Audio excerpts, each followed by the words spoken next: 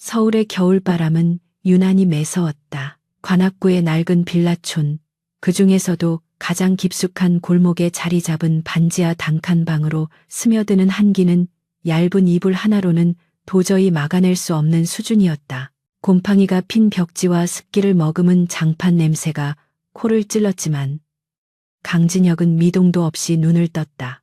이곳은 그가 태어나고 자란 대리석 저택과는 천지 차이였지만 지난 6개월 동안 그는 이 비좁은 공간을 자신의 요새로 삼았다. 세계 최고의 재벌 그룹 넥서스의 유일한 후계자이자 회장인 그가 월세 30만 원짜리 방에서 컵라면으로 끼니를 때우고 있다는 사실을 아는 사람은 극소수였다. 진혁은 천천히 몸을 일으켜 굳어버린 어깨를 풀었다.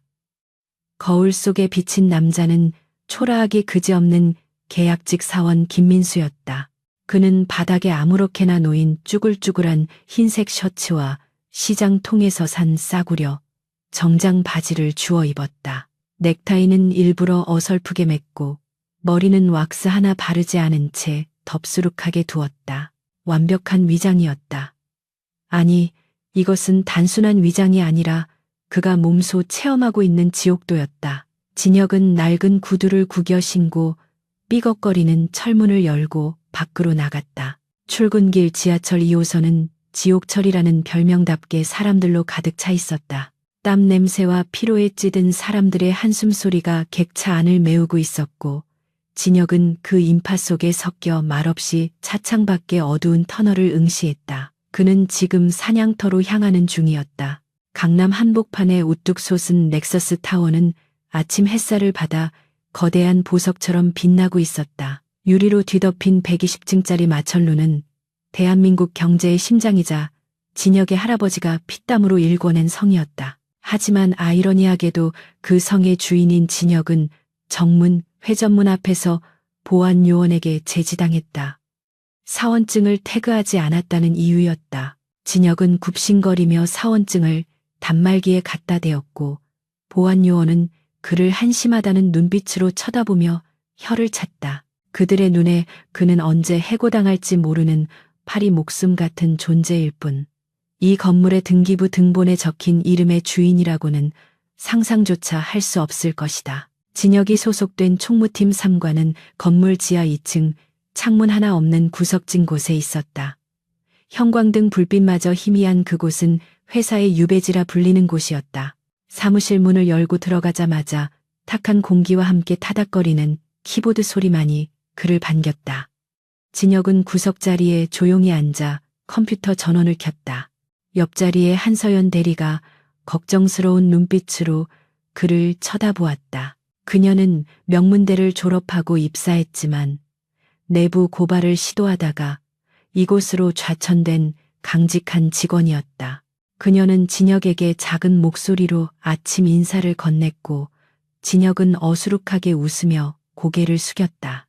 이 사무실에서 진혁을 인간적으로 대해주는 사람은 오직 서연뿐이었다. 오전 10시가 되자 사무실 문이 거칠게 열리며 최태석 사장이 수행원들을 대동하고 들이닥쳤다. 그는 최근 그룹의 실권을 장악하며 무소불위의 권력을 휘두르고 있는 인물이었다. 이탈리아 장인이 만든 최고급 수트를 입고 번쩍이는 구두를 신은 최태석의 모습은 지하 사무실의 칙칙한 풍경과 극명한 대조를 이루었다. 그는 결제 서류를 한서연의 책상 위에 집어던지며 고함을 질렀다. 숫자가 마음에 들지 않는다는 이유였다.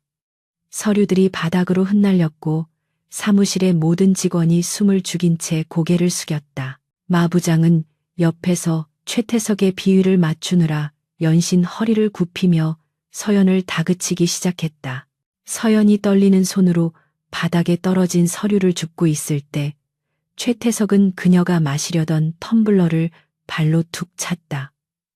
뜨거운 커피가 바닥에 쏟아지며 갈색 얼룩을 만들었다. 최태석은 더러운 것을 보았다는 듯 인상을 찌푸리며 이런 쓰레기 같은 부서가 회사의 격을 떨어뜨린다며 독설을 퍼부었다. 진혁은 주먹을 꽉 쥐었지만 표정은 여전히 겁에 질린 소심한 계약직 사원의 가면을 유지하고 있었다. 그는 자리에서 일어나 주섬주섬 휴지를 챙겨 바닥을 닦기 시작했다.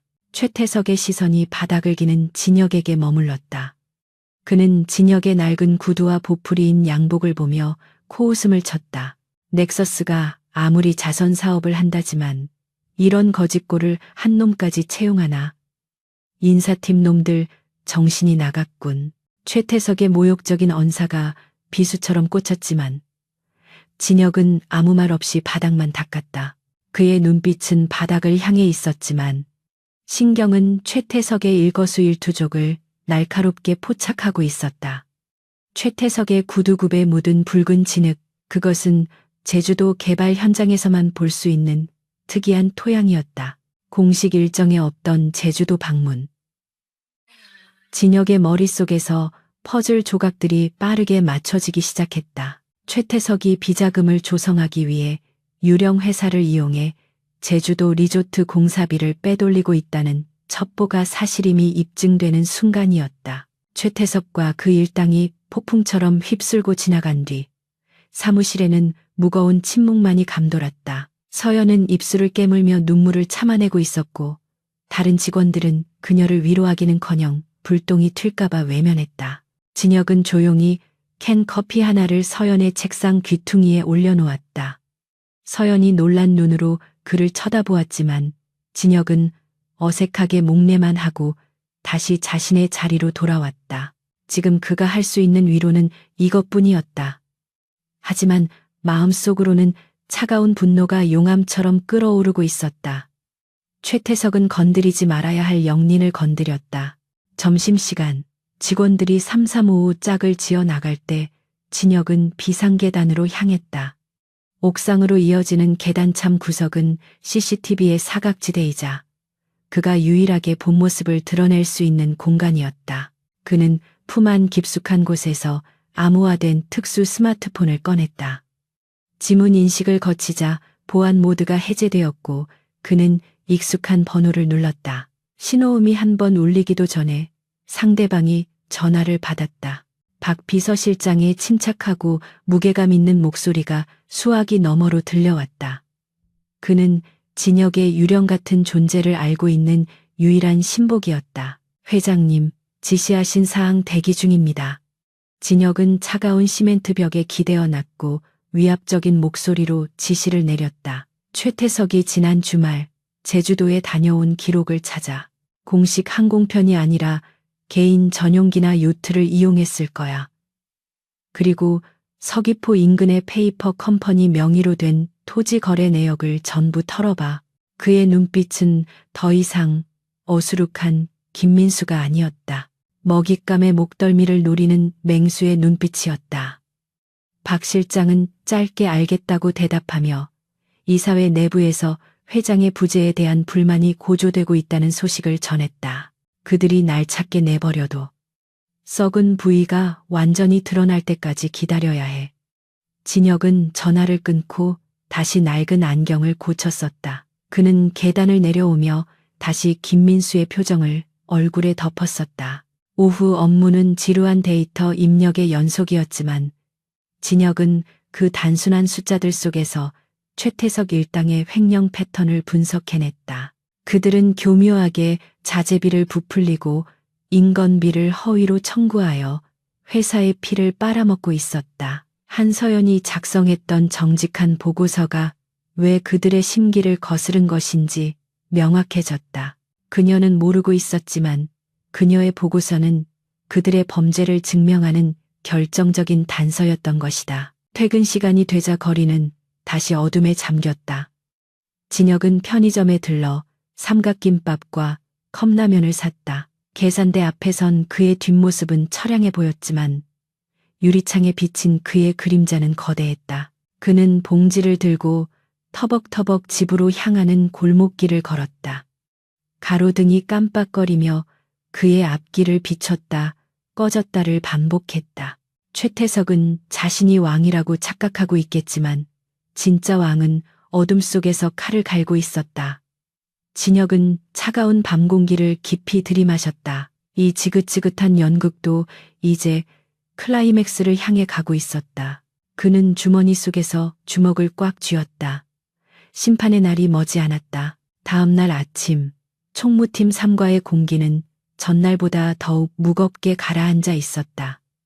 어제 최태석 사장의 난동이 남긴 상처는 직원들의 마음속에 깊은 두려움을 심어주었다. 한서연 대리는 퉁퉁 부은 눈으로 모니터를 응시하고 있었지만 그녀의 손가락은 키보드 위에서 갈 길을 잃고 방황하고 있었다. 진혁은 평소와 다름없이 묵묵히 영수증을 분류하고 있었지만 그의 신경은 사무실 전체의 기류를 예민하게 감지하고 있었다. 마 부장은 아침부터 누군가와 통화를 하며 신경질적인 고함을 질러댔고 간간히 들려오는 단어들은 불길하기 짝이 없었다. 감사팀, 징계위원회, 그리고 해고. 오전 11시 마 부장이 갑자기 사무실 중앙으로 나와 손뼉을 치며 직원들의 주의를 환기했다. 긴급 임원회의에 필요한 자료를 배포해야 하는데 일손이 부족하니 김민수가 따라오라는 지시였다. 진혁은 묵묵히 자리에서 일어나 산더미 같은 복사 용지 박스를 들어 올렸다. 다른 직원들은 그를 동정어린 눈빛으로 쳐다보았지만 아무도 나서서 도와주지는 않았다. 진혁은 무거운 박스를 들고 마 부장의 뒤를 따라 임원 회의실이 있는 최상층으로 향했다. 엘리베이터가 상승할수록 기압 차이로 인해 귀가 먹먹해졌지만 진혁의 머릿속은 차갑게 식어 있었다. 최상층 회의실은 바닥부터 천장까지 통유리로 되어 있어 서울 시내가 한눈에 내려다 보이는 곳이었다. 최고급 가죽 의자와 원목 테이블, 그리고 벽에 걸린 유명 화가의 추상화는 이곳이 권력의 정점임을 과시하고 있었다. 진혁은 회의실 한 구석에 박스를 내려놓고 자료를 세팅하기 시작했다. 잠시 후 육중한 문이 열리고 최태석 사장을 비롯한 그룹의 핵심 임원들이 들어왔다. 그들의 몸에서는 값비싼 향수 냄새와 오만함이 동시에 풍겨 나왔다. 최태석은 상석에 앉아 거만하게 다리를 꼬며 회의를 주재하기 시작했다. 회의의 안건은 표면적으로는 분기별 실적 보고였지만 실상은 최태석의 치적을 홍보하고 반대파 임원들을 압박하는 자리였다. 진혁은 투명 인간처럼 벽에 붙어 서서 그들의 대화를 경청했다. 최태석은 제주도 리조트 사업의 수익성을 과장되게 포장하며 추가 자금 집행을 승인해달라고 목소리를 높였다. 재무이사가 조심스럽게 리스크를 언급하자 최태석의 표정이 순식간에 일그러졌다. 그는 탁자를 주먹으로 내리치며 이사의 말을 가로막고 무능함을 질타했다. 공포 분위기가 조성되자 누구도 감히 이의를 제기하지 못했다. 그때 최태석의 시선이 우연히 구석에 서 있는 진혁에게 머물렀다. 그는 불쾌한 것을 본 듯 미간을 찌푸리며 마 부장을 호출했다. 저기 서 있는 저 냄새나는 물건은 뭔가?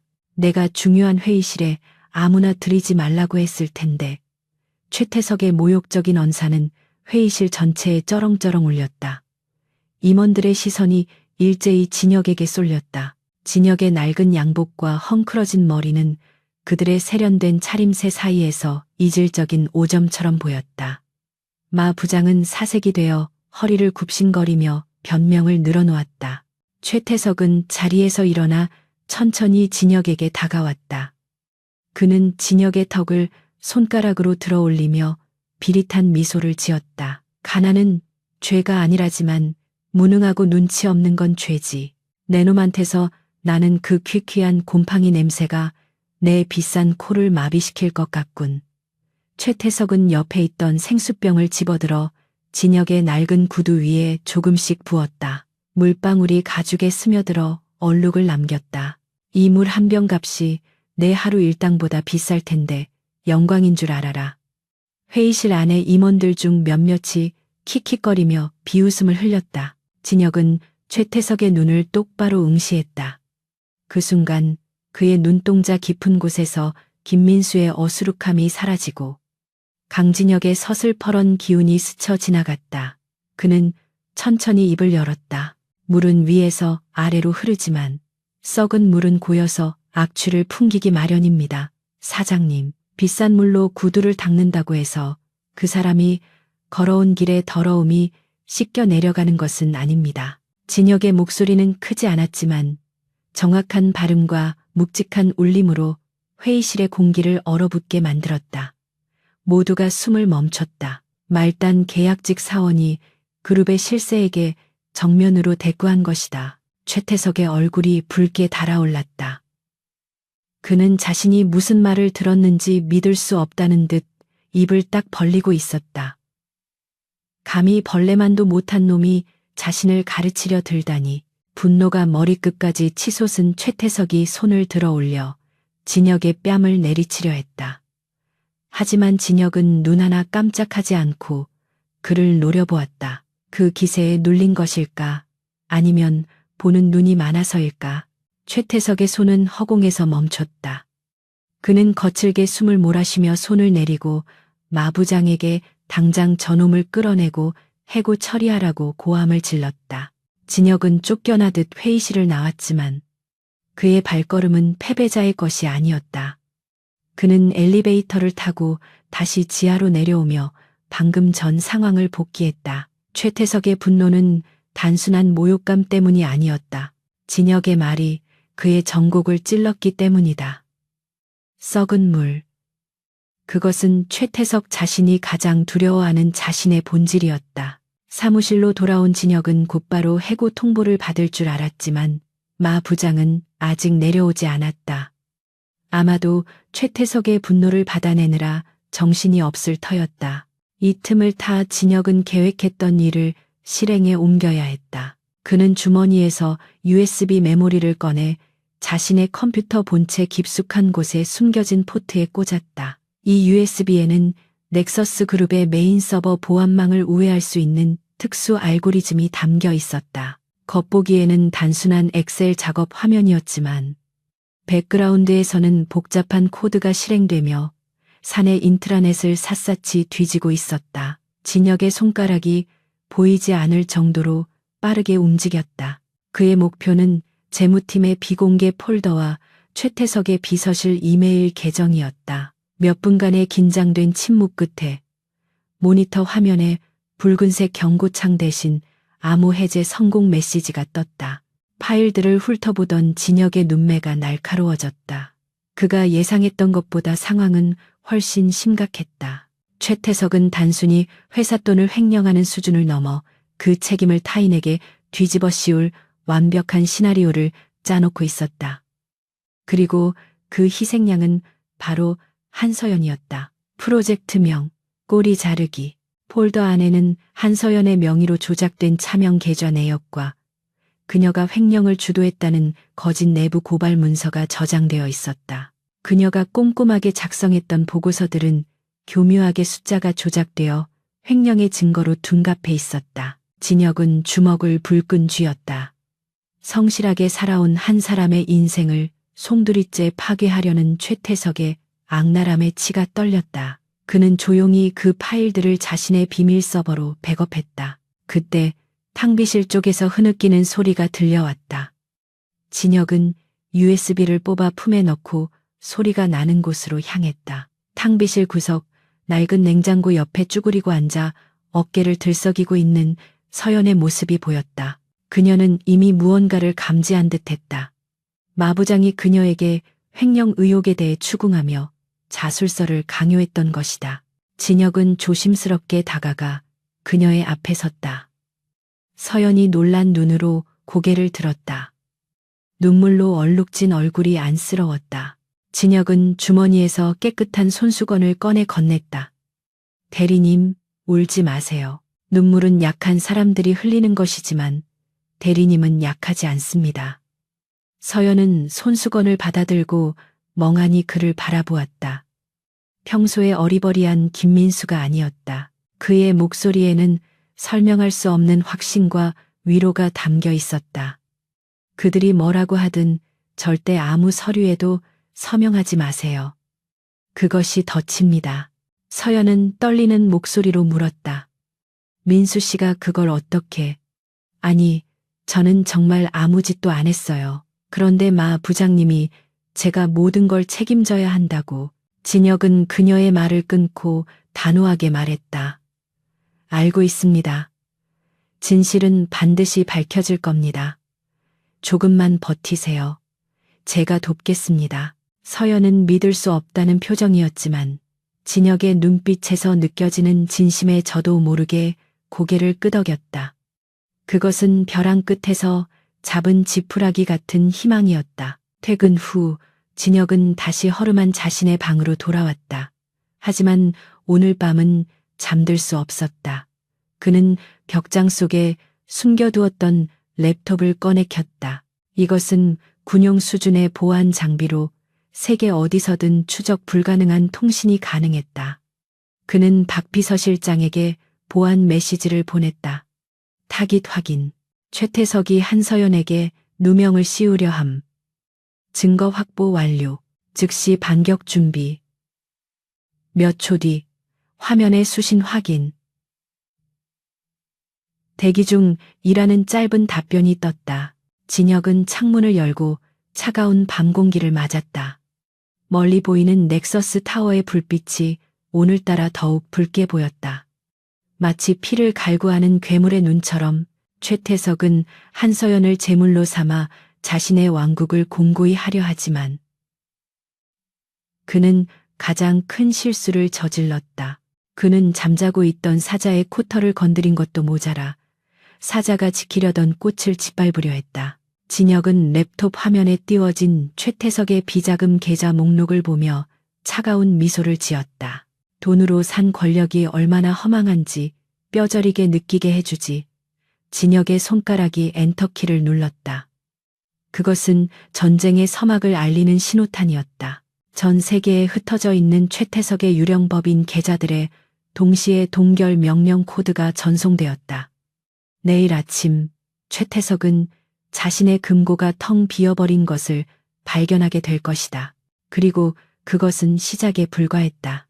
가면 속에 감춰져 있던 균열은 이제 걷잡을 수 없이 커져 거대한 댐을 무너뜨릴 준비를 마쳤다. 최태석 사장의 집무실은 흡사 폭격 맞은 전장과도 같았다. 수천만 원을 호가하는 청나라 시대의 도자기 파편이 바닥에 어지러이 흩어져 있었고 벽에 걸려있던 그림은 비스듬히 기울어져 있었다. 최태석은 핏발 선눈으로 개인 자산 관리인에게 고래고래 소리를 지르고 있었다.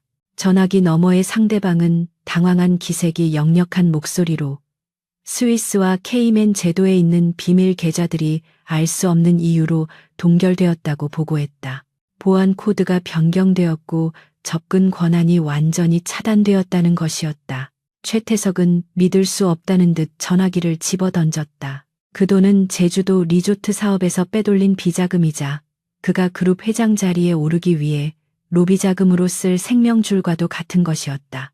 누군가가 자신의 목숨 줄을 쥐고 흔들고 있다는 공포감이 분노와 뒤섞여 그를 미치게 만들고 있었다. 그는 떨리는 손으로 위스키 잔을 움켜쥐었다. 해킹인가? 아니면 경쟁 세력의 공작인가? 머릿속이 복잡하게 얽혀 돌아갔지만 그 용해선상에 지하 사무실에 찌질한 계약직 사원 김민수가 있을 것이라고는 꿈에도 상상하지 못했다. 최태석은 거친 숨을 몰아쉬며 인터폰 버튼을 눌렀다. 마 부장의 목소리가 들려오자 그는 짐승처럼 으르렁거렸다. 계획 당겨. 지금 당장 감사팀 내려보내서 한서연 그 계집을 잡아들여 모든 횡령 혐의를 덮어씌우고 오늘 안으로 구속영장 신청해. 내가 살려면 그 여자가 죽어야 해. 그는 이 사태를 수습할 희생양이 필요했다. 자금 동결의 원인을 찾기 전에 먼저 자신에게 쏟아질 화살을 막아줄 방패막이가 시급했던 것이다. 같은 시각 총무팀 3과 사무실은 폭풍전야와 같은 고요함에 쌓여 있었다. 진혁은 평소처럼 영수증을 정리하고 있었지만 그의 온 신경은 외부의 소음에 집중되어 있었다. 서연은 불안한 표정으로 손톱을 물어뜯으며 모니터를 보고 있었다. 그녀는 어제 진혁의 조언대로 아무런 서류에도 서명하지 않았지만 압박감은 그녀를 짓누르고 있었다. 그때 사무실 문이 부서질 듯 열리며 검은 양복을 입은 사내들이 들이닥쳤다. 넥서스 그룹 감사팀이었다. 그들은 영장도 없이 서연의 책상으로 돌진하여 서랍을 뒤엎고 개인 소지품을 바닥에 쏟아부었다. 직원들은 비명을 지르며 물러섰고 마부장은 뒤따라 들어와 팔짱을 끼고 비열한 웃음을 흘리고 있었다. 감사팀 직원이 서연의 서랍 깊숙한 곳에서 두툼한 통장 하나를 꺼내 들었다. 그것은 서연이 본 적도 없는 타인 명의의 대포 통장이었다. 한서연 대리, 증거가 나왔군. 협력업체로부터 리베이트를 받아 이 통장에 관리했나? 아주 간도 크구만. 감사팀장이 통장을 흔들며 소리쳤다. 서연은 얼굴이 하얗게 질려 고개를 저었다. 아니에요. 저는 그 통장을 처음 봐요. 누군가 모함하는 거예요. 그녀가 억울함을 호소하며 마부장을 바라봤지만 그는 고개를 돌리며 혀를 찼다. 실망이야, 한 대리. 그렇게 안 봤는데 뒤로는 호박씨를 까고 있었다니. 얌전히 따라가서 조사받아. 감사팀 직원들이 서연의 양팔을 거칠게 잡아 끌었다. 그녀가 발버둥 쳤지만 건장한 남자들의 힘을 당해낼 수는 없었다. 사무실 안에 누구도 나서지 못했다. 그들은 자신에게 불똥이 튀는 것을 두려워하며 고개를 숙일 뿐이었다. 그때 의자 끄는 소리가 날카롭게 울려 퍼졌다. 진혁이 자리에서 일어난 것이다. 그는 천천히 서연에게 다가갔다. 그의 앞을 가로막는 감사팀 직원에게 진혁은 고개를 숙이며 어눌한 말투로 말했다. 저기, 잠시만요. 한 대리님 짐은 챙겨가게 해주셔야죠. 아직 죄가 확정된 것도 아닌데 너무하시는 거 아닙니까? 감사팀장은 진혁을 벌레 보듯 훑어보며 비웃었다. 너는 또 뭐야? 공범인가? 주제 파악 못하고 어디서 끼어들어? 그가 진혁의 어깨를 밀쳤지만 진혁은 바위처럼 꿈쩍도 하지 않았다. 오히려 밀친 사람의 손목이 욱신거릴 정도였다. 순간 묘한 기류가 흘렀지만 진혁은 다시 어깨를 움츠리며 비굴한 표정을 지었다. 그는 서연에게 다가가 그녀의 떨리는 손에 텀블러를 쥐어주었다. 그리고 아주 작은 목소리로 오직 그녀만 들을 수 있게 속삭였다. 두려워하지 마십시오. 그들은 당신을 무너뜨릴 수 없습니다. 제가 지켜보고 있습니다. 진혁의 눈빛이 순간적으로 빛났고 서연은 그 눈빛에서 기이한 안도감을 느꼈다. 서연이 끌려나간 뒤 사무실은 쥐 죽은 듯 조용해졌다. 진혁은 묵묵히 자신의 자리로 돌아와 앉았지만 그의 내면에서는 뜨거운 용암이 끓어오르고 있었다. 최태석, 이 쓰레기 같은 놈이 선을 넘어도 한참 넘었다. 진혁은 모니터 화면을 응시하며 주먹을 꽉 쥐었다. 마우스가 우지끈하는 소리와 함께 부서졌다. 주변 직원들이 놀라 쳐다봤지만 진혁은 낡아서 그렇다며 멋쩍게 웃어넘겼다. 하지만 그의 머릿속에서는 이미 최태석을 향한 처형식이 시작되고 있었다. 이제 관망은 끝났다. 직접적인 개입이 필요한 시점이었다. 퇴근 시간이 되자 진혁은 평소보다 일찍 사무실을 나섰다. 밖은 이미 어둠이 짙게 깔려 있었다. 그는 버스 정류장이 아닌 인적이 드문 뒷골목 쪽으로 방향을 틀었다. 회사 건물 뒤편은 재개발 예정지로 묶여 있어 폐건물들이 즐비한 우범지대였다. 가로등마저 깨져 있어 을씨년스러운 분위기를 자아냈다. 진혁은 느긋한 걸음으로 어둠 속을 걸어 들어갔다. 그의 등 뒤로 그림자 몇 개가 따라붙는 것이 느껴졌다. 훈련받은 전문가들은 아니었다. 발소리를 죽이지도 못하는 어설픈 깡패들, 최태석이 보낸 해결사들이 분명했다. 막다른 골목에 다다르자 진혁은 걸음을 멈추고 천천히 뒤를 돌았다. 5명의 사내들이 쇠파이프와 야구 방망이를 든 채 킬킬거리며 다가오고 있었다. 그들의 리더로 보이는 목에 굵은 금목걸이를 하고 흉터가 있는 사내가 껌을 씹으며 앞으로 나섰다. 어이, 김민수 씨, 우리 사장님이 네가 너무 건방지다고 교육 좀 시켜주라는데 말이야. 입이 싸면 몸이 고생한다는 옛말 틀린 거 하나 없지. 그는 야구 방망이로 손바닥을 탁탁 치며 위협적으로 다가왔다. 진혁은 깊은 한숨을 내쉬었다. 입김이 하얗게 피어올랐다. 최태석 사장이 시켰나? 아니면 마부장인가? 그의 목소리에서는 더 이상 김민수의 비굴함이 느껴지지 않았다. 차갑고 건조한 감정이 배제된 목소리였다.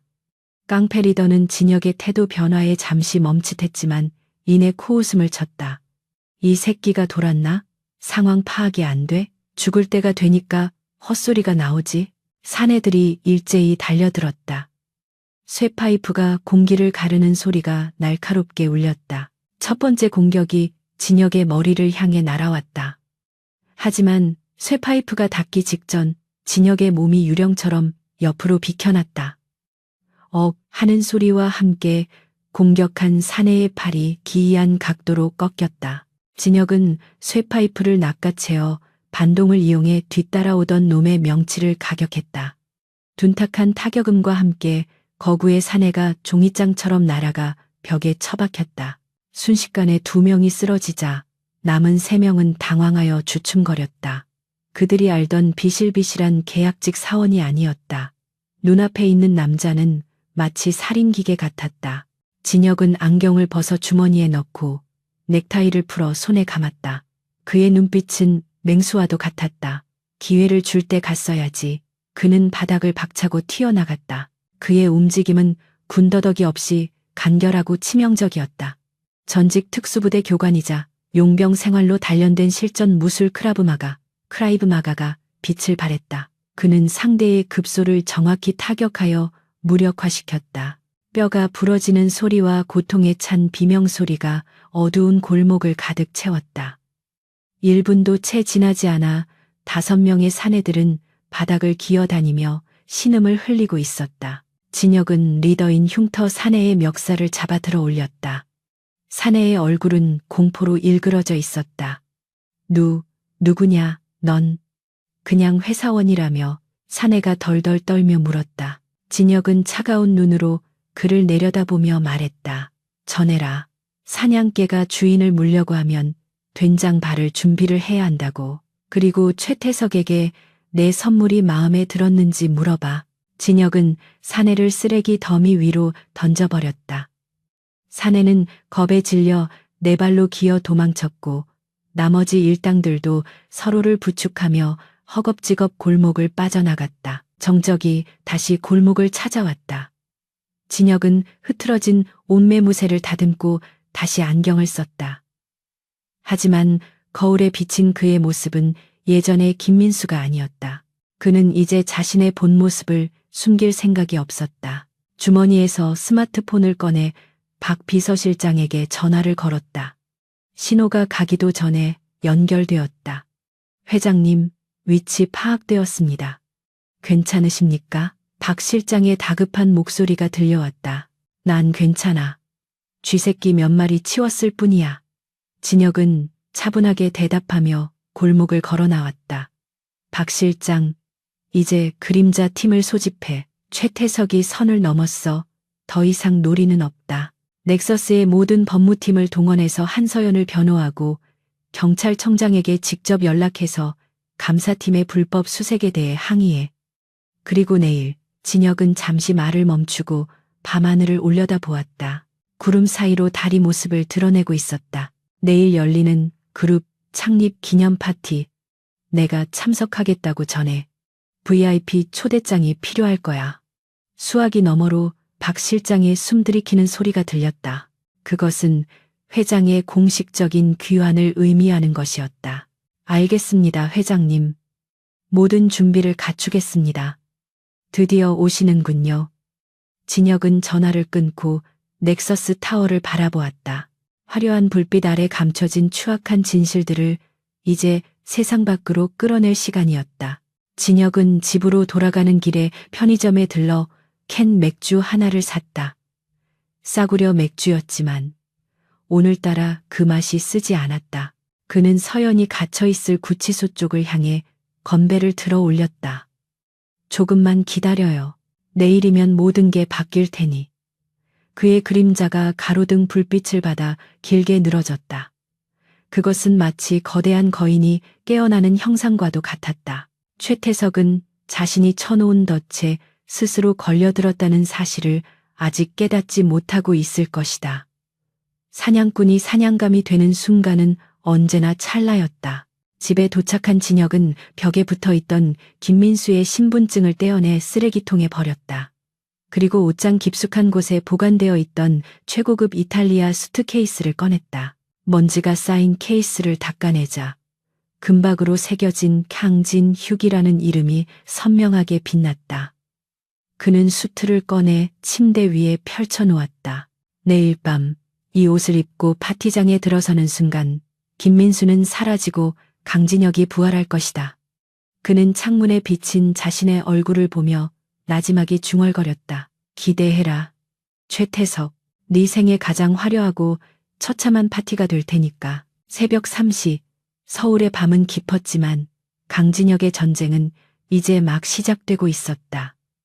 그는 허름한 자취방의 낡은 책상 위에 고성능 랩톱 세대를 펼쳐놓고 있었다. 화면 가득 붉은색과 파란색의 그래프들이 춤을 추고 있었고 암호화된 데이터 스트림이 폭포수처럼 흘러내렸다. 진혁은 넥서스 그룹의 회장으로서가 아니라 국제금융시장을 쥐락펴락하는 보이지 않는 손으로서 움직이고 있었다. 그의 목표는 단 하나, 최태석이 불법적으로 구축해놓은 자금줄을 모조리 끊어내고 그를 고립무원의 상태로 만드는 것이었다. 진혁의 손가락이 키보드 위를 날아다닐 때마다 최태석이 은밀하게 투자했던 유령 회사들의 주가가 곤두박질 치기 시작했다. 진혁은 박 비서실장과 실시간으로 교신하며 작전명 이클립스를 진두지휘했다. 이것은 단순한 해킹이 아니었다. 넥서스 그룹의 막강한 자본력을 동원하여 최태석의 페이퍼 컴퍼니들을 대상으로 적대적 인수합병 시나리오를 유포하고 대규모 공매도를 통해 자산 가치를 휴지 조각으로 만드는 고도의 금융 공격이었다. 최태석이 제주도 리조트 사업을 위해 끌어다 쓴 사채 시장의 자금줄도 진혁의 영향력 아래에 있는 큰손들에 의해 차단되었다.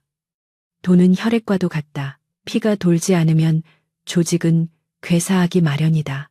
진혁은 최태석의 팔다리를 하나씩 잘라내는 기분으로 엔터키를 눌렀다. 다음 날 아침 넥서스 그룹 임원실은 말 그대로 아수라장이었다. 최태석 사장은 핏기 없는 얼굴로 집무실 안을 서성거리고 있었다. 책상 위에는 끊임없이 울리는 전화기들이 놓여 있었지만 그는 감히 수화기를 들 엄두를 내지 못했다. 발신자들은 하나같이 그에게 돈을 빌려준 사채업자 혹은 비자금 세탁을 도와주던 해외 파트너들이었다.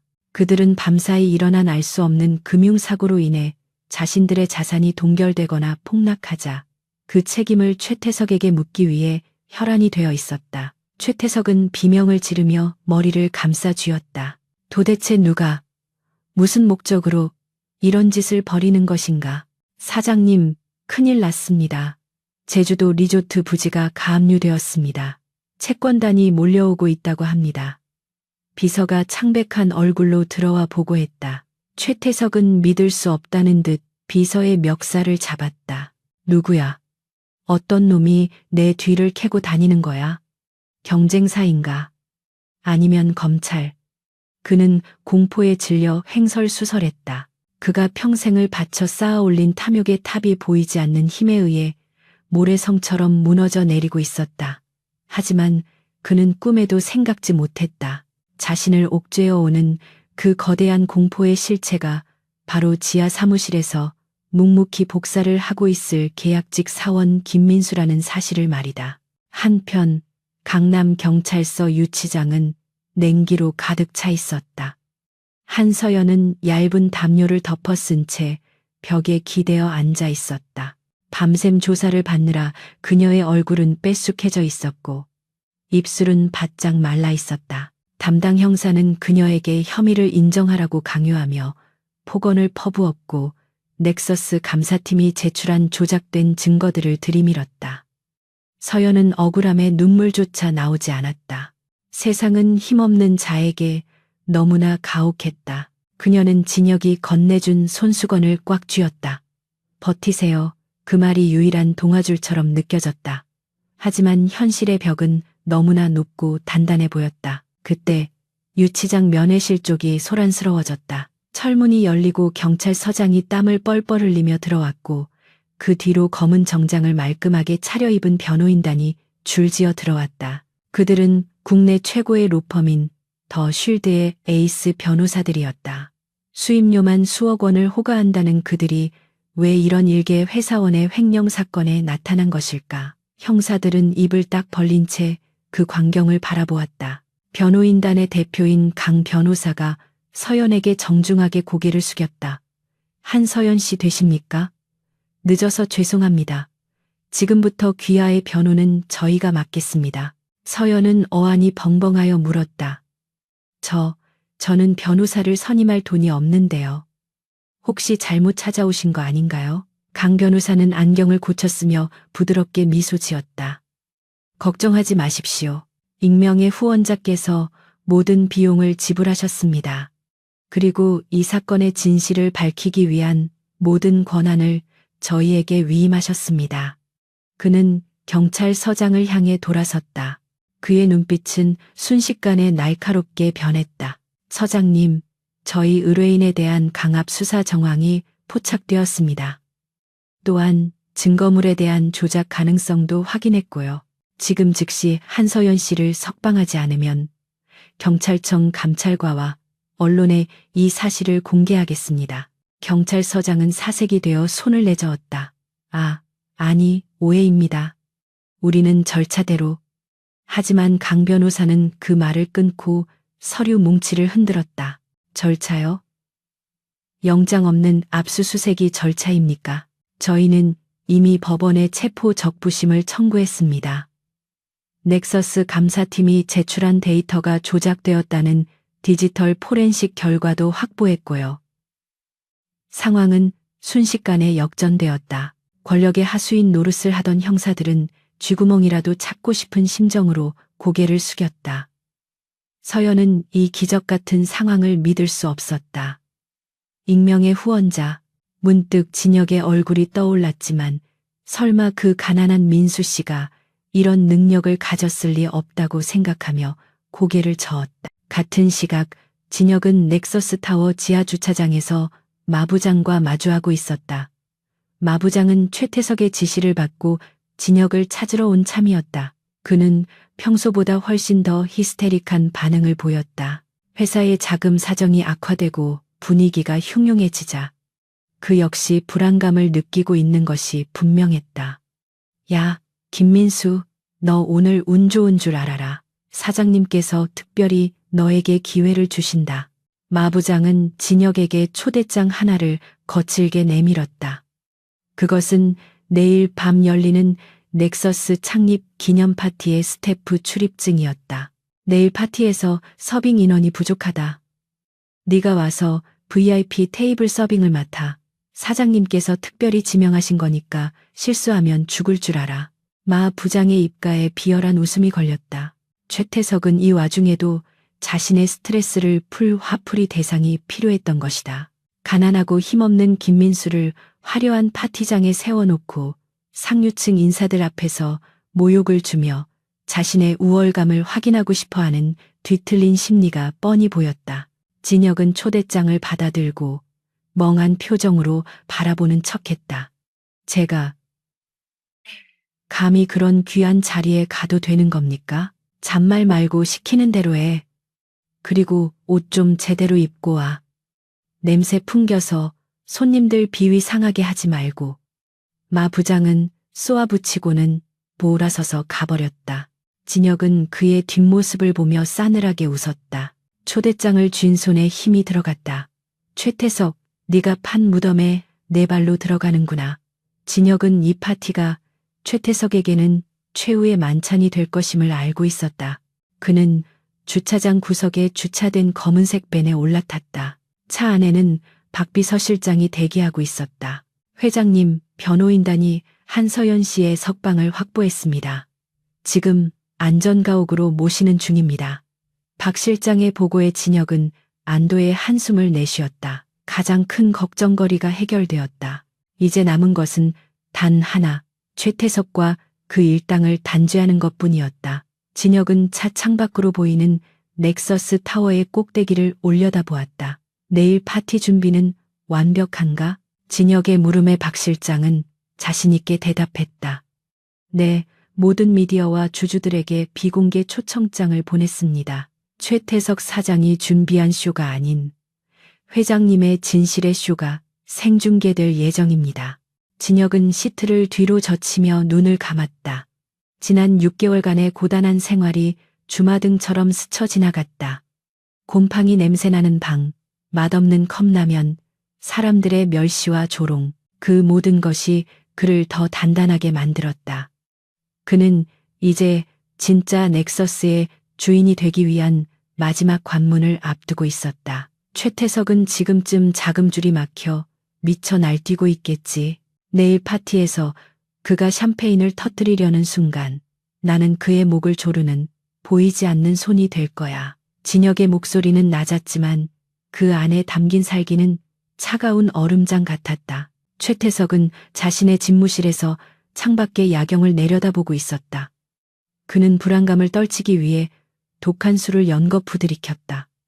내일 파티는 그에게 반전의 기회였다. 해외 유력 투자자들을 불러 모아 건재함을 과시하고 새로운 자금을 유치해야만 했다. 그러기 위해서는 자신의 권위를 보여줄 희생양이 필요했다.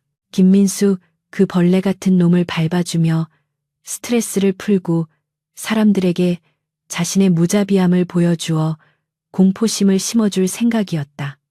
그는 비틀거리며 웃었다. 감히 나를 건드려? 나는 넥서스의 왕이야. 아무도 나를 무너뜨릴 수 없어. 그의 웃음소리는 공허하게 울려 퍼졌다. 다음 날 오후 파티 준비로 분주한 넥서스 호텔 그랜드 볼룸. 진혁은 웨이터 복장을 하고 연회장에 들어섰다.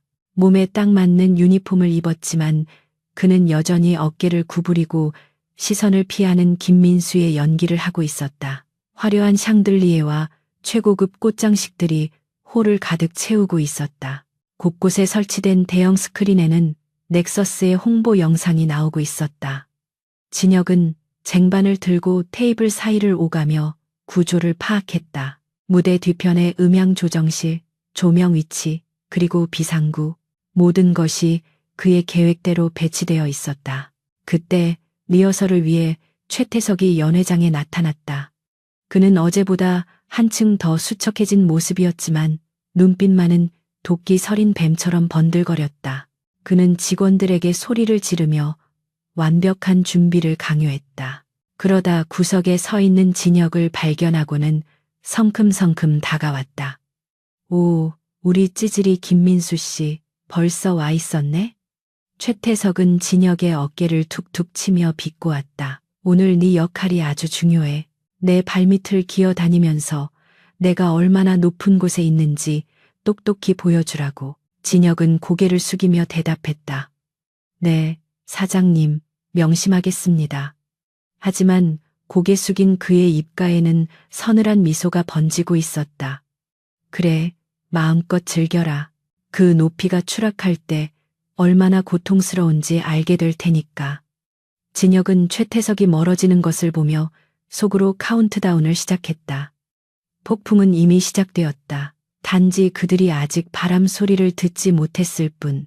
이제 몇 시간 뒤면 가면 무도회의 막이 오르고 진짜 주인공이 무대 위로 올라갈 것이다. 진혁은 화장실로 들어가 잠시 거울을 보았다.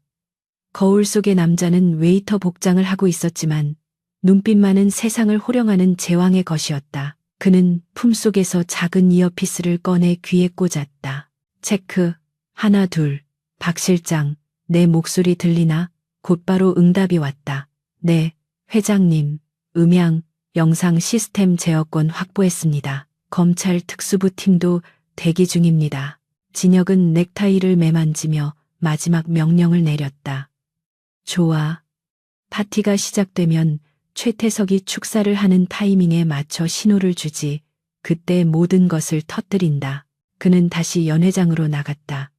샴페인 잔들이 피라미드처럼 쌓여 있었고 붉은 카펫이 깔려 있었다. 마치 피로 물든 길처럼 진혁은 그 길 끝에 서 있는 최태석의 파묘를 선명하게 그릴 수 있었다. 가난한 계약직 사원 김민수의 시간은 이제 끝났다. 넥서스의 진정한 주인 강진혁의 시간이 다가오고 있었다. 넥서스 호텔 그랜드 볼룸은 마치 별천지 같았다. 천장에 매달린 거대한 크리스털 샹들리에는 수천 개의 빛 조각을 쏟아내며 연회장을 황금빛으로 물들이고 있었고, 테이블마다 놓인 최고급 식기와 꽃장식은 사치스러움의 극치를 보여주었다. 이곳은 대한민국 상위 1%만을 위한 사교의 장이자 돈과 권력이 얽히고 설키는 욕망의 용광로였다.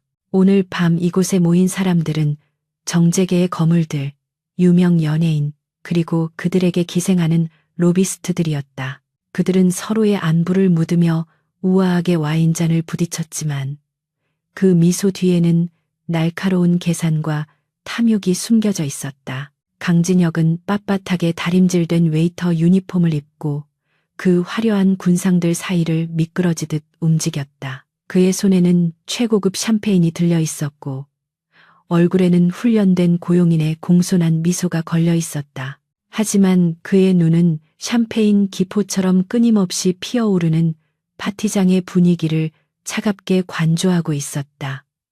사람들은 그를 투명 인간 취급했다. 그들에게 웨이터는 그저 배경의 일부이거나 필요할 때 부르면 달려오는 도구에 불과했기 때문이다. 덕분에 진혁은 그들의 은밀한 대화를 아무런 방해 없이 엿들을 수 있었다. 들었습니까? 최태석 사장이 이번에 그룹 지분을 대거 확보했다더군요. 배가 불룩하게 나온 중년의 국회의원이 옆에 있는 건설사 회장에게 속삭였다. 회장은 식물인간 상태나 다름없고 이제 넥서스는 최 사장 천하가 되는 거지. 줄을 잘 서야 해. 건설사 회장은 고개를 끄덕이며 탐욕스러운 눈빛을 번뜩였다. 제주도 리조트 사업권만 따낼 수 있다면야 최 사장이 살인을 저질렀다고 해도 눈 감아줄 용의가 있지. 그들의 대화는 역겨울 정도로 솔직하고 타락해 있었다. 진혁은 샴페인을 따라주며 그들의 얼굴을 똑똑히 기억해 두었다. 연회장 중앙 상석에는 최태석이 주인공처럼 앉아 있었다. 그는 어제보다 한결 여유로워 보였지만 그것은 철저하게 연출된 가면이었다. 그의 눈 밑에는 짙은 다크서클이 화장으로 가려져 있었고 와인잔을 쥐고 있는 손은 미세하게 떨리고 있었다. 그는 끊임없이 주변 사람들에게 과장된 제스처를 취하며 자신의 건재함을 과시하려 했었다. 자금줄이 막혀 속이 새까맣게 타들어가고 있음에도 불구하고 오늘 이 자리에서 투자자들을 안심시키고 새로운 자금을 끌어오지 못하면 내일 당장 파산할 수도 있다는 위기감이 그를 벼랑 끝으로 몰고 있었다. 최태석은 투자자들에게 둘러싸여 거짓된 비전을 설파하고 있었다. 여러분, 넥서스의 미래는 밝습니다. 제가 추진하는 인공지능 기반의 신도시 프로젝트가 완성되면 우리 그룹의 자산 가치는 지금의 10배로 뛸 것입니다. 지금이 바로 투자할 적기입니다. 그의 목소리는 확신에 차 있었지만 진혁은 알고 있었다. 그 프로젝트는 실체가 없는 허상이며 투자금을 받아 빚을 돌려막기 위한 사기극이라는 것을. 진혁은 트레이를 든 채 최태석의 뒤쪽 그림자 속에 서서 그 뻔뻔한 연극을 지켜보았다. 그때 최태석의 시선이 진혁에게 꽂혔다. 그는 이야기를 멈추고 입가에 비릿한 미소를 띠며 손짓했다. 어이, 거기. 이쪽으로 와서 술 좀 따르지 그래. 최태석의 부름에 주변 사람들의 시선이 일제히 진혁에게 쏠렸다. 진혁은 짐짓 당황한 척하며 고개를 숙이고 조심스럽게 다가갔다. 네, 사장님. 진혁이 공손하게 대답하며 와인병을 들어 올리자 최태석은 투자자들을 향해 킬킬거리며 말했다. 이 친구가 우리 회사에서 제일 유명한 직원입니다. 스펙도 없고 돈도 없는 주제에 주제 파악 못하고 대기업 물 좀 먹어보겠다고 기어들어온 계약직이죠. 좌중에서 킥킥거리는 웃음소리가 터져 나왔다.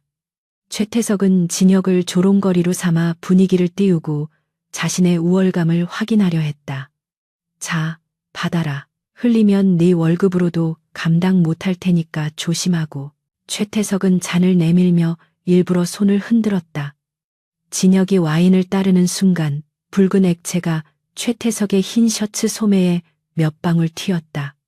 아이쿠, 이 멍청한 자식. 최태석이 벌떡 일어나며 진혁의 손을 쳐냈다. 와인병이 바닥에 떨어져 산산조각이 났고 붉은 와인이 카펫을 적셨다. 죄송합니다, 사장님. 제가 실수를. 진혁은 황급히 허리를 굽히며 사과했다. 최태석은 기다렸다는 듯이 진혁의 정강이를 걷어찼다. 이래서 근본 없는 놈들은 안 된다니까. 내 셔츠가 얼마짜린 줄 알아? 내 놈이 평생 벌어도 못 살 옷이야. 최태석의 고함 소리가 연 회장을 쩌렁쩌렁 울렸다. 음악 소리가 멈추고 모든 이목이 그들에게 집중되었다. 최태석은 이 상황을 즐기듯 더욱 악랄하게 진혁을 몰아세웠다. 당장 무릎 꿇고 닦아.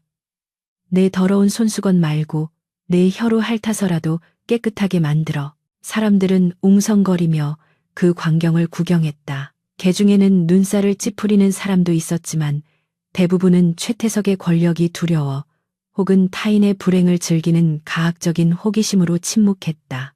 진혁은 천천히 무릎을 꿇었다.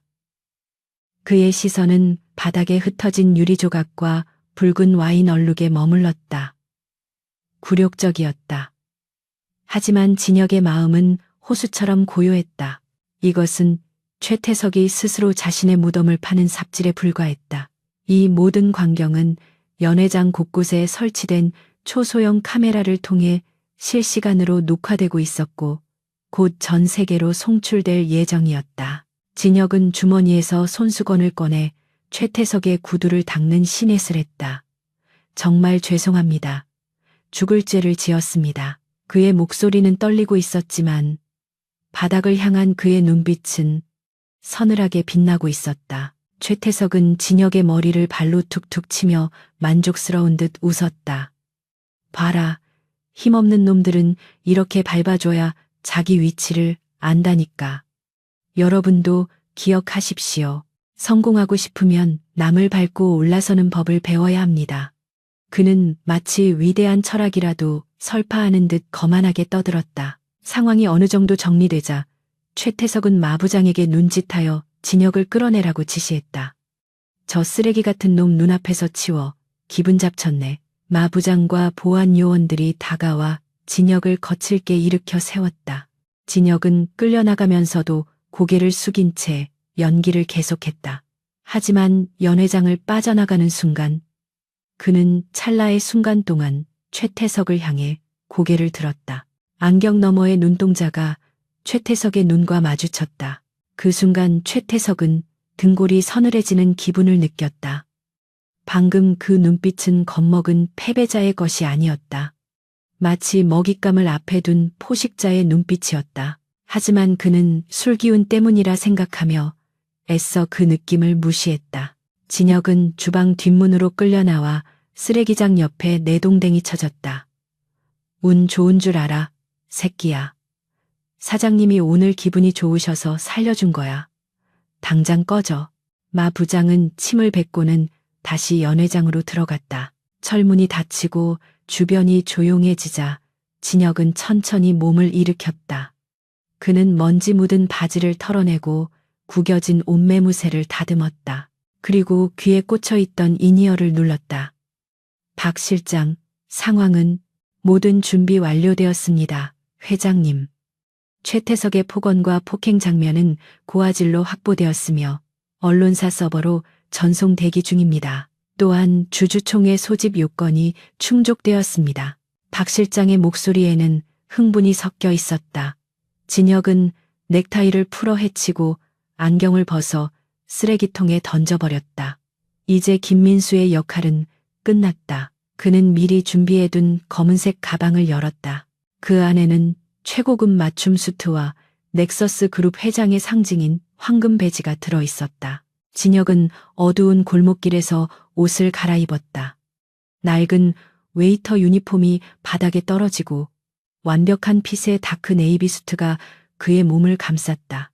머리를 쓸어 넘기자 날카로운 이마와 강인한 눈매가 드러났다. 그는 거울이 없어도 알 수 있었다. 지금 자신의 모습은 6개월 전 세상을 호령하던 강진혁 그대로였다. 아니, 바닥을 경험하고 돌아온 그는 예전보다 훨씬 더 강하고 단단해져 있었다. 그는 손목 시계를 확인했다. 파티의 하이라이트인 최태석의 기념사가 시작되기까지 정확히 10분 남았다. 그 시각 연회장 안은 절정으로 치닫고 있었다.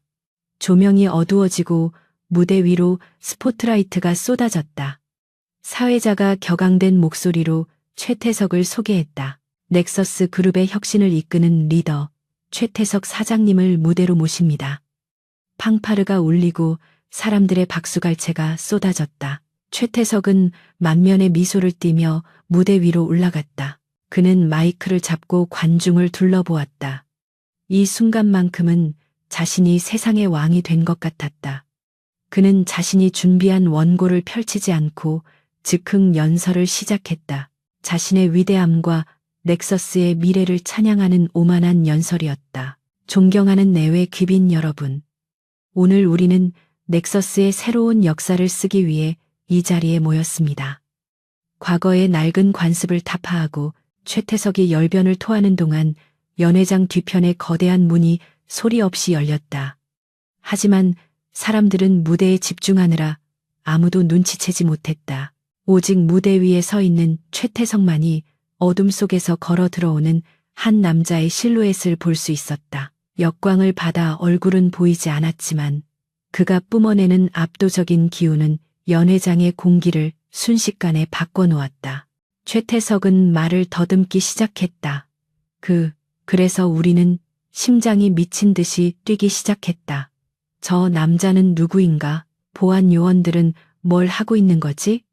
의문이 꼬리에 꼬리를 물었다. 남자는 천천히 그리고 당당하게 레드 카펫을 밟으며 무대를 향해 걸어왔다.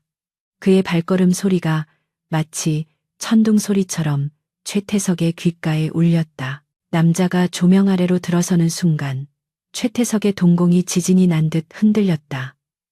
그 얼굴은 너무나 익숙하면서도 도저히 믿을 수 없는 얼굴이었다. 연회장에 있던 사람들도 하나둘씩 뒤를 돌아보기 시작했다. 웅성거림이 파도처럼 번져나갔다. 저 사람, 설마 말도 안 돼, 실종됐다던 강진혁 회장 아니야? 죽었다는 소문이 있었는데 경악과 충격이 연회장을 휩쓸었다. 진혁은 쏟아지는 시선을 무시한 채 오직 최태석만을 응시하며 걸었다. 그의 입가에는 차가운 미소가 걸려 있었다. 최태석은 마이크를 놓쳤다. 삐 하는 소음이 스피커를 찢을 듯 울렸지만 아무도 귀를 막을 생각을 하지 못했다. 진혁은 무대 바로 아래까지 걸어와 멈춰섰다. 그는 최태석을 올려다보며 마이크 없이도 모두가 들을 수 있는 쩌렁쩌렁한 목소리로 말했다. 내 파티에 초대도 받지 않은 손님이 주인을 자처하고 있군. 자리가 꽤 편안해 보이네. 최 사장.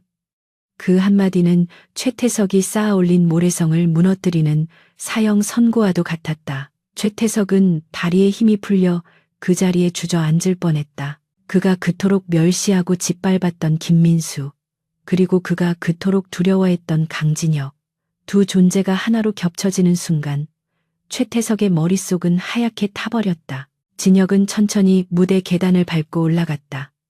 한 걸음 한 걸음이 최태석의 숨통을 조여왔다. 무대 중앙에 선 진혁은 바닥에 떨어진 마이크를 주워들었다. 그리고 멍하니 서 있는 최태석의 귓가에 낮게 속삭였다. 이제 가면을 벗을 시간이야, 태석아. 네가 저지른 모든 죄와 함께 지옥으로 떨어질 준비는 되었나? 최태석은 공포에 질려 뒷걸음질 쳤지만 이미 도망칠 곳은 없었다. 거대한 스크린에는 넥서스 로고 대신 진실을 위한 시간이라는 붉은 글씨가 떠오르고 있었다. 늑대들의 만찬은 끝났다. 이제 사자의 사냥이 시작될 차례였다. 그랜드 볼룸을 가득 메운 정적은 숨 막힐 듯 무거웠다. 수백 명의 시선이 무대 중앙에 선 두 남자에게 고정되어 있었다.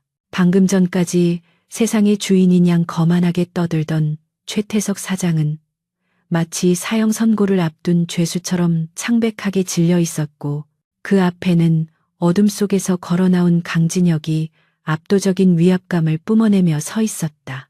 진혁의 몸에서 흘러나오는 기운은 단순한 분노가 아니었다. 그것은 오랫동안 갈고 닦은 칼날과도 같은 서늘한 살기였으며 동시에 범접할 수 없는 제왕의 품격이었다. 사람들은 숨을 죽인 채 이 비현실적인 광경을 지켜보았다. 죽은 줄 알았던 혹은 실종되었다던 전설적인 후계자가 가장 극적인 순간에 귀환한 것이다. 최태석은 떨리는 입술을 달싹거렸다. 그의 눈동자는 초점을 잃고 흔들리고 있었다. 눈앞에 서 있는 남자는 분명 자신이 발로 차고 모욕을 주었던 계약직 사원 김민수였다. 헝클어진 머리와 뿔테 안경, 구부정한 어깨는 온데간데 없고 완벽한 수트핏과 날카로운 눈매를 가진 강진혁이 그를 내려다보고 있었다. 최태석의 뇌가 이 상황을 받아들이기를 거부하며 비명을 질렀다. 너, 어떻게 네가. 목구멍에서 쇳소리 섞인 신음만이 흘러나왔다. 다리에 힘이 풀려 주저앉고 싶었지만 공포심이 그의 발을 바닥에 얼어붙게 만들었다. 진혁은 최태석의 공포를 즐기듯 천천히 한 걸음 더 다가갔다. 마이크를 쥔 그의 손에는 힘줄이 돋아 있었다.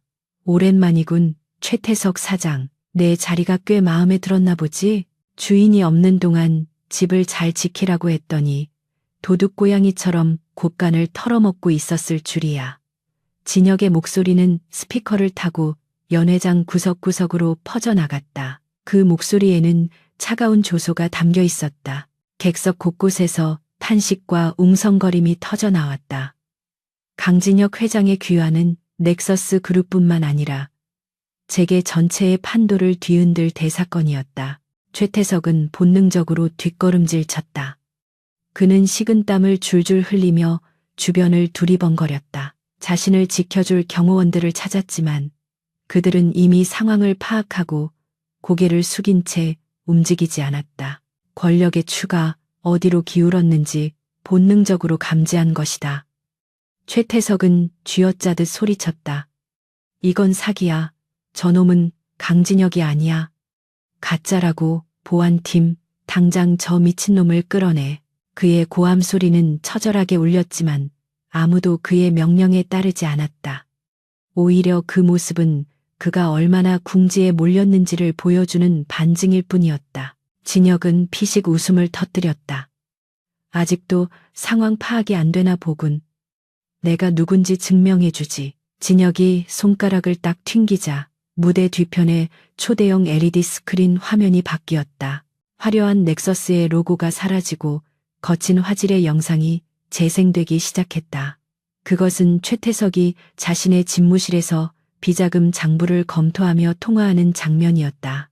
몰래 카메라 영상 속에서 최태석은 탐욕스러운 표정으로 횡령한 돈을 세탁하는 방법을 상세하게 지시하고 있었다.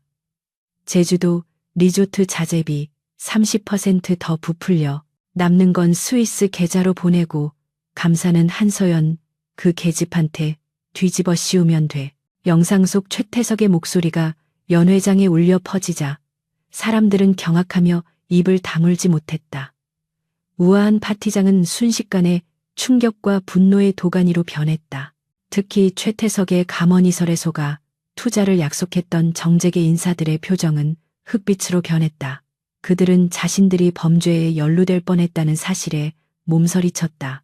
영상은 계속해서 바뀌었다. 하청업체 사장들을 협박하는 모습, 정치인들에게 뇌물을 건네는 장면, 그리고 결정적으로 어제 총무팀 사무실에서 직원들을 폭행하고 모욕하는 장면까지 낱낱이 공개되었다. 최태석은 스크린을 보며 비명을 질렀다. 꺼, 당장 꺼. 저건 조작이야. 딥페이크라고. 그는 미친 사람처럼 무대 위를 뛰어다니며 스크린을 가리려고 애썼지만 거대한 화면을 가리기에는 역부족이었다. 진혁은 냉정한 목소리로 말을 이었다. 이 영상들은 조작이 아니다. 내가 지난 6개월간 김민수라는 이름으로 네 밑바닥에서 일하며 직접 목격하고 수집한 증거들이다. 네가 벌레처럼 취급했던 그 계약직 사원이 바로 네 목을 겨누는 칼날이었다는 사실을 이제 알겠나? 진혁의 선언에 연 회장은 다시 한번 충격에 휩싸였다. 세계 최고의 부자가 자신의 신분을 감추고 말단 사원으로 잠입했다는 사실은 마치 영화 같은 이야기였다. 파티에 참석한 사람들 중 일부는 얼굴이 붉어졌다. 그들 또한 김민수에게 샴페인을 주문하거나 그의 옷차림을 보고 비웃었던 기억이 있었기 때문이다. 진혁은 그들의 반응을 놓치지 않고 싸늘하게 쏘아보았다. 나는 보았다. 권력 앞에서는 꼬리를 흔들고 약자 앞에서는 이빨을 드러내는 너희들의 추악한 민낯을. 넥서스는 병들어 있었고 그 병균은 바로 탐욕이었다. 그때 연 회장의 육중한 정문이 활짝 열리며 푸른 제복을 입은 경찰관들과 검찰 수사관들이 들이닥쳤다. 그들의 선두에는 서울지검 특수부장이 서 있었다. 수십 명의 카메라 플래시가 기관총처럼 터지며 연 회장을 대나처럼 밝혔다. 기자들은 특종을 잡기 위해 몸싸움을 벌이며 무대 쪽으로 몰려들었다. 최태석은 경찰을 보자마자 다리에 힘이 풀려 바닥에 주저앉았다.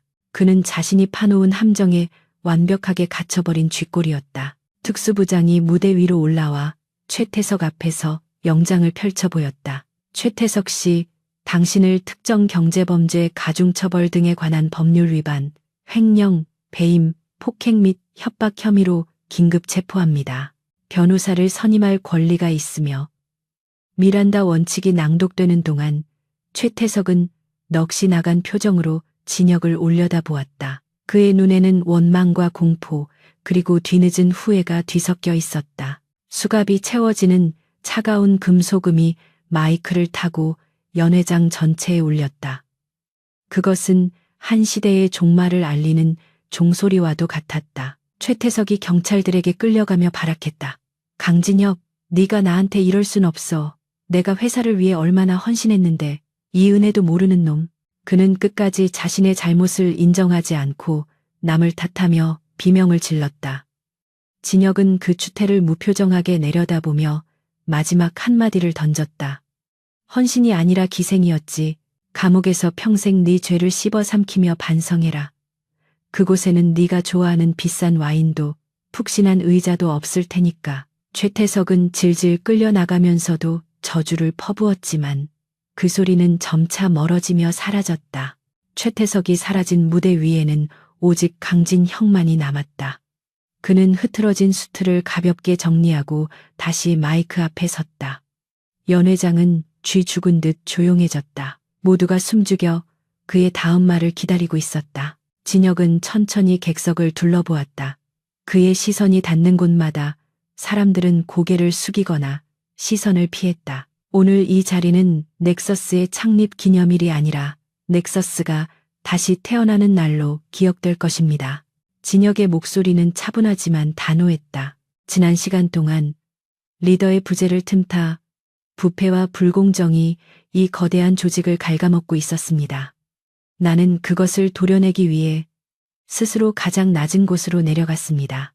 그리고 그곳에서 나는 절망이 아닌 희망을 보았습니다. 부당한 대우 속에서도 묵묵히 자신의 일을 해내는 직원들, 정직과 성실이 바보 취급받는 세상에서도 신념을 잃지 않는 사람들, 그들이야말로 넥서스의 진짜 주인입니다. 진혁의 연설은 화려한 미사여구는 없었지만 진심이 담겨 있어 사람들의 가슴을 울렸다. 스크린에는 횡령 증거 대신 새로운 화면이 떴다. 그것은 넥서스의 새로운 조직도와 개혁안이었다. 오늘부로 최태석 라인의 모든 임원은 해임됩니다. 그리고 그들이 불법적으로 축적한 재산은 전액 환수하여 피해를 입은 직원들과 협력업체에 보상할 것입니다. 또한 내부 고발 시스템을 강화하고 투명한 경영을 위한 독립적인 감사 기구를 설치할 것입니다. 진혁의 파격적인 선언에 기자들은 미친 듯이 타자를 쳤고 일부 양심적인 직원들과 주주들 사이에서는 조심스러운 박수가 터져 나왔다. 그때 연 회장 입구 쪽에 작은 소동이 일었다. 박 비서실장의 안내를 받으며 한 여성이 들어오고 있었다. 한서연이었다. 그녀는 수수한 옷차림이었지만 억울한 누명을 벗고 당당하게 고개를 들고 있었다. 그녀는 무대 위의 진혁을 보고 눈을 크게 떴다. 김민수라고 믿었던, 자신을 도와주던 어수룩한 계약직 직원이 저 높은 곳에서 빛을 발하고 있는 모습에 그녀는 말을 잇지 못했다. 진혁은 그녀와 눈이 마주치자 처음으로 부드러운 미소를 지어 보였다. 진혁은 단상에서 내려와 서연이 있는 곳으로 걸어갔다. 사람들의 시선이 홍해처럼 갈라지며 길을 만들었다. 진혁은 서연 앞에 멈춰 섰다. 한서연 대리님, 많이 놀라셨죠? 서연은 떨리는 목소리로 물었다. 민수 씨, 정말 회장님이세요? 진혁은 고개를 끄덕였다. 속이려던 건 아니었습니다. 다만 진실을 보기 위해 가면이 필요했을 뿐입니다. 당신이 보여준 용기와 정직함이 저를 이곳으로 다시 이끌었습니다.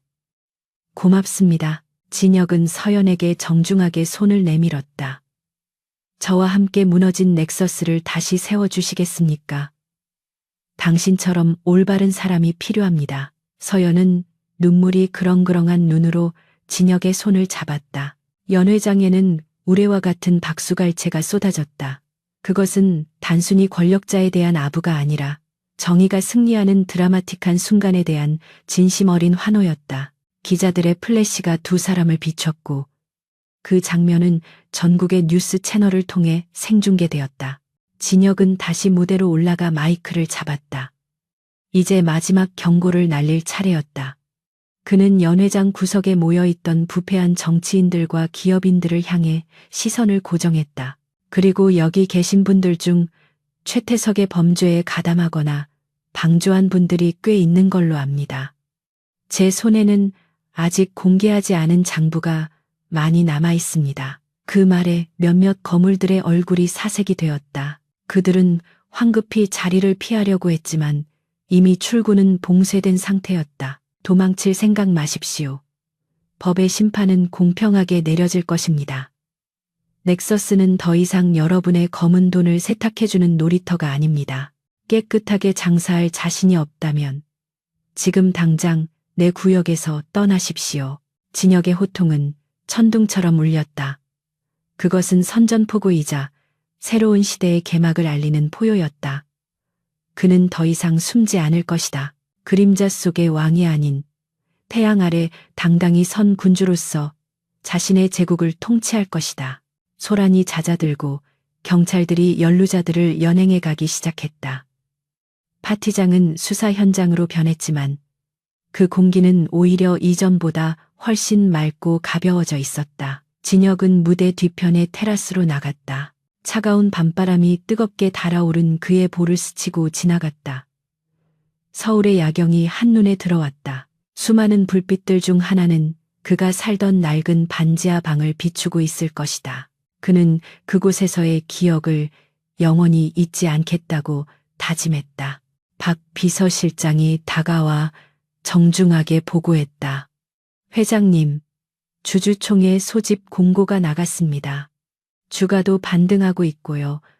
여론은 회장님의 편입니다. 진혁은 난간을 잡고 도시를 내려다보며 말했다. 이제 시작이야, 박 실장. 썩은 살을 도려냈으니 새살이 돋아나게 해야지. 내일부터는 더 바빠질 거야. 박 실장은 미소 지으며 고개를 숙였다. 명심하겠습니다. 그리고 돌아오신 걸 환영합니다, 회장님. 진혁은 하늘을 올려다보았다. 구름 사이로 보름달이 환하게 빛나고 있었다. 그는 가슴 깊은 곳에서 묵직한 해방감을 느꼈다. 김민수라는 가면을 벗어던지고 강진혁으로 돌아온 오늘 밤. 그는 비로소 진정한 자신을 찾은 기분이었다. 하지만 그는 알고 있었다. 가난한 김민수로 살았던 그 시간이 없었다면 지금의 강진혁도 없었을 것이라는 사실을 그는 마음속으로 조용히 읊조렸다. 가난한 남자라 생각했는데 사실 그는 마음이 가장 부유한 남자였다. 최태석 사장의 구속과 함께 넥서스 그룹을 뒤덮고 있던 먹구름은 빠르게 걷히기 시작했다. 그날 밤의 파티는 피해 연회가 아닌 정화의 밤으로 언론에 대서특필되었고 강진혁 회장의 극적인 복귀는 대한민국 재계의 가장 뜨거운 이슈가 되었다. 검찰 수사는 속전속결로 진행되었다. 최태석이 남긴 비자금 장부와 진혁이 수집한 증거들은 너무나 명백하여 그와 결탁했던 부패한 임원들과 정치인들은 빠져나갈 구멍을 찾지 못했다.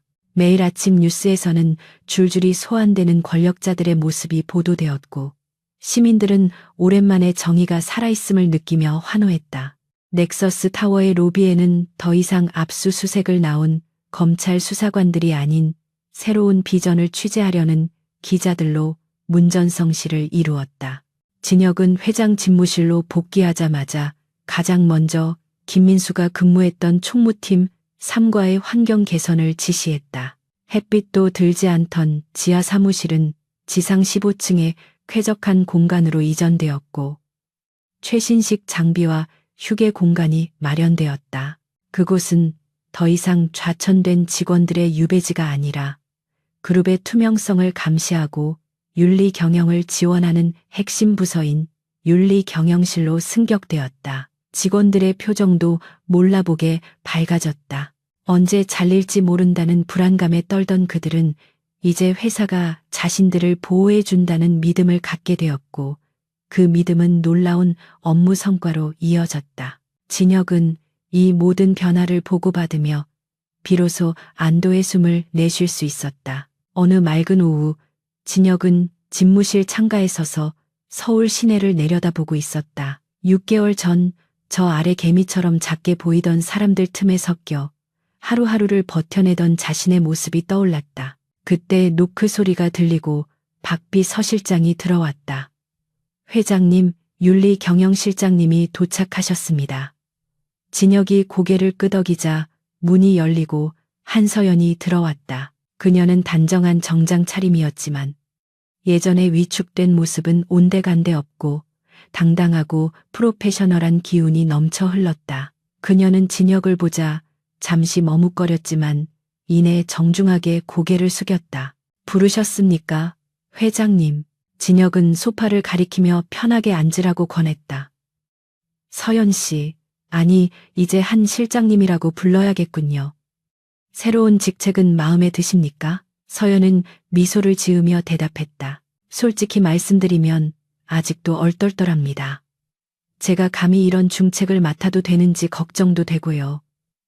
하지만 민수 씨, 아니 회장님께서 믿고 맡겨주신 만큼 최선을 다하고 있습니다. 그녀는 여전히 진혁을 민수 씨라고 부르는 실수를 했지만 그것은 두 사람 사이에 공유된 특별한 유대감을 증명하는 것 같아 오히려 자연스러웠다.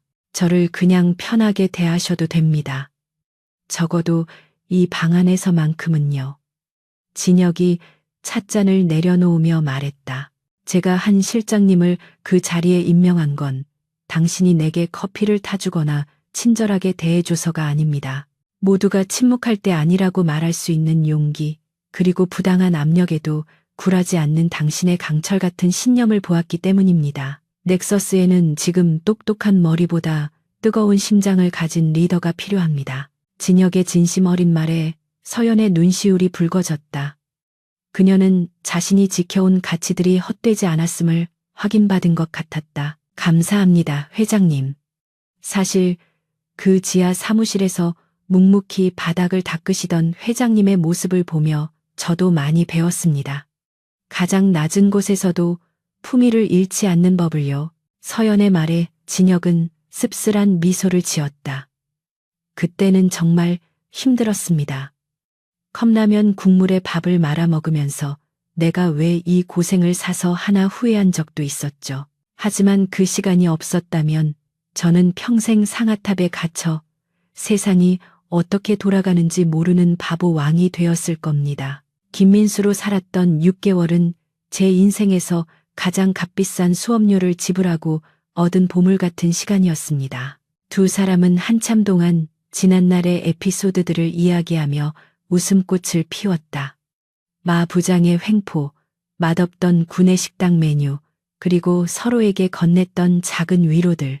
그 기억들은 이제 추억이 되어 두 사람의 신뢰를 단단하게 묶어주는 끈이 되었다. 서연이 나가고 난 뒤 진혁은 책상 서랍 깊숙한 곳에서 낡은 사원증 하나를 꺼냈다. 총무팀 계약직 김민수. 사진 속의 남자는 어수룩한 표정을 짓고 있었지만 눈빛만은 살아있었다. 진혁은 그 사원증을 어루만지며 초심을 잃지 않겠다고 다시 한번 다짐했다. 이 사원증은 그에게 훈장보다 더 영광스러운 물건이었다. 진혁은 본격적인 그룹 개혁에 박차를 가했다. 그는 기존의 연공서열 중심의 인사제도를 철폐하고 능력과 성과 중심의 공정한 평가 시스템을 도입했다. 또한 비정규직 직원들의 정규직 전환을 대폭 확대하고 사내복지기금을 조성하여 경제적으로 어려운 직원들을 지원했다. 특히 김민수 장학재단을 설립하여 가정 형편이 어려운 직원, 자녀들의 학비를 전액 지원하기로 했다. 이 모든 결정은 주주들의 반발을 살 수도 있었지만 진혁은 자신이 보유한 개인 주식을 출연하여 재원을 마련함으로써 그들의 입을 막았다. 진혁의 파격적인 행보는 재계에 신선한 충격을 주었고 넥서스는 다니고 싶은 기업 1위에 선정되는 기염을 토했다. 시간은 흘러 어느덧 1년이 지났다. 넥서스 그룹은 창사 이래 최대 실적을 기록했다. 하지만 더 중요한 것은 숫자가 아니었다. 기업 문화가 완전히 바뀌었다. 상사들은 부하 직원들을 존중했고 직원들은 회사를 자신의 것처럼 아끼며 일했다. 최태석이 심어놓았던 불신과 공포의 씨앗은 완전히 사라지고 그 자리에는 신뢰와 열정의 꽃이 피어났다. 진혁은 단순히 돈 많은 회장이 아니라 직원들로부터 진심으로 존경받는 리더가 되어 있었다. 그는 종종 예고 없이 구내식당에 나타나 직원들과 함께 식사를 하며 그들의 고충을 듣곤 했다. 직원들은 처음에는 당황했지만 이제는 자연스럽게 그에게 다가와 말을 걸었다. 어느 날 저녁, 진혁은 수행원들을 물리고 홀로 관악구의 옛 자취방을 찾았다. 그곳은 재개발이 확정되어 곧 철거될 예정이었다. 텅 빈 골목길은 여전히 을씨년스러웠지만 진혁에게는 고향 같은 포근함이 느껴졌다. 그는 자신이 살았던 반지하 방창문을 통해 안을 들여다보았다. 먼지가 쌓인 텅 빈 방, 그 좁은 공간에서 그는 울고 웃으며 진짜 세상을 배웠다. 돈으로 살 수 없는 사람의 마음, 땀의 가치, 그리고 절망 속에서도 피어나는 희망을. 그곳은 강진혁이 다시 태어난 자궁과도 같은 곳이었다. 진혁은 골목 어귀의 편의점에 들렀다. 1년 전 그를 멸시하던 아르바이트생은 보이지 않고 낯선 청년이 꾸벅 인사를 했다. 진혁은 캔 맥주와 유포를 사서 편의점 앞 플라스틱 의자에 앉았다. 지나가는 사람들의 표정은 여전히 고단해 보였지만 그들의 발걸음에는 삶을 살아내는 끈기가 담겨 있었다. 진혁은 맥주 캔을 따며 밤하늘을 올려다보았다. 보고 계십니까? 아버지, 할아버지, 당신들이 물려준 돈이 아니라 제가 직접 땀 흘려 얻은 교훈으로 회사를 이끌고 있습니다. 이제야 조금은 떳떳한 아들이 된 것 같습니다. 그때 누군가 그의 옆 테이블에 앉았다. 서연이었다. 그녀는 어떻게 알았는지 캔 커피 2개를 들고 있었다. 여기 계실 것 같았습니다. 오늘이 바로 김민수 씨가 처음 입사했던 날이잖아요. 서연은 따뜻한 캔 커피를 진혁에게 건넸다. 진혁은 놀란 표정으로 그녀를 바라보다가 이내 환하게 웃었다. 한 실장님은 정말 못 당하겠군요. 제 스케줄을 비서실장보다 더 잘 꿰뚫고 있으니 말입니다. 두 사람은 마주보고 웃음을 터뜨렸다. 그 웃음소리가 적막한 골목길을 따뜻하게 채웠다. 회장님, 그거 아세요? 직원들 사이에서 회장님이 전설적인 영웅으로 통한다는 거요. 언더커버 보스 실사판이라나 뭐라나. 서연이 장난스럽게 말했다. 진혁은 어깨를 으쓱했다. 영웅이라니요. 저는 그저 제 것을 지키기 위해 발버둥 쳤던 한 명의 인간일 뿐입니다. 그리고 그 과정에서 당신 같은 좋은 동료들을 만난 게 가장 큰 행운이었고요. 진혁은 진지한 눈빛으로 서연을 바라보았다. 앞으로도 제 옆에서 쓴소리를 아끼지 말아주세요. 제가 권력에 취해 또다시 눈과 귀가 멀어지려 할 때 저를 깨워줄 사람은 당신뿐입니다. 서연은 고개를 끄덕이며 단단한 목소리로 대답했다. 약속하겠습니다. 회장님이 초심을 잃지 않도록 제가 가장 엄격한 감시자가 되겠습니다. 하지만 가끔은 이렇게 편의점에서 맥주 한잔하는 친구도 되어드릴게요. 두 사람은 캔을 부딪혔다. 깡 하는 청명한 소리가 밤 공기를 갈랐다. 그것은 새로운 미래를 향한 건배이자 변치 않을 우정의 맹세였다. 진혁은 자리에서 일어나 옷을 털었다. 이제 돌아갈 시간이었다. 그를 기다리는 세상으로, 그가 책임져야 할 사람들의 곁으로. 진혁과 서연은 나란히 골목길을 걸어 나왔다. 가로등 불빛이 두 사람의 그림자를 길게 늘어뜨렸다. 진혁은 멀리 보이는 넥서스 타워의 불빛을 바라보며 생각했다. 진정한 부자는 통장에 찍힌 숫자가 많은 사람이 아니라 자신의 삶을 주도적으로 이끌어가고 주변 사람들을 행복하게 만들 수 있는 사람이라는 것을. 그는 이제 더 이상 가난한 척 연기할 필요도, 부자인 척 과시할 필요도 없었다. 그는 그저 강진혁 스스로의 힘으로 세상을 변화시키는 한 인간이었다. 다음 날 아침, 넥서스 타워의 로비, 출근하는 직원들 사이로 강진혁 회장이 걸어 들어왔다. 경호원들의 호의를 받으며 전용 엘리베이터로 직행하던 과거와 달리 그는 직원들과 섞여 일반 엘리베이터 앞에 섰다. 직원들이 놀라 길을 비키려 하자 진혁은 손사래를 치며 웃었다. 괜찮습니다. 같이 타시죠. 아, 김대리, 어제 기획안 아주 좋았어요. 오늘 회의 때 자세히 이야기해 봅시다. 그가 이름을 불러준 직원은 감격하여 얼굴이 붉어졌다. 엘리베이터 안은 훈훈한 공기로 가득 찼다. 진혁은 120층 집무실에 도착해 창밖을 보았다. 찬란한 아침 햇살이 도시를 비추고 있었다. 밤은 지나갔고 이제 새로운 태양이 떠올랐다. 그는 책상 위에 놓인 김민수의 명찰을 잠시 바라보다가 서랍 속에 소중히 넣었다. 그리고 힘차게 업무를 시작했다. 그의 앞에는 해결해야 할 과제들이 산더미처럼 쌓여 있었지만 그는 두렵지 않았다. 그에게는 시련을 이겨낸 경험과 그를 믿어주는 사람들이 있었기 때문이다. 그는 가난한 남자라 생각했지만 사실 그는 세계 최고 부자였다. 하지만 이제 그 문장은 수정되어야 했다. 그는 세계 최고 부자였지만 사실 가난한 자들의 마음을 가장 잘 이해하는 진정한 리더였다. 강진혁의 전설은 이제 막 첫 페이지를 넘겼을 뿐이다. 그리고 그 이야기는 오래오래 사람들의 입에 오르내리며 희망의 증거가 될 것이다. 그는 만년필을 들어 결제 서류에 서명했다. 그 힘찬 획은 넥서스의, 아니 강진혁의 새로운 시대를 알리는 신호탄이었다.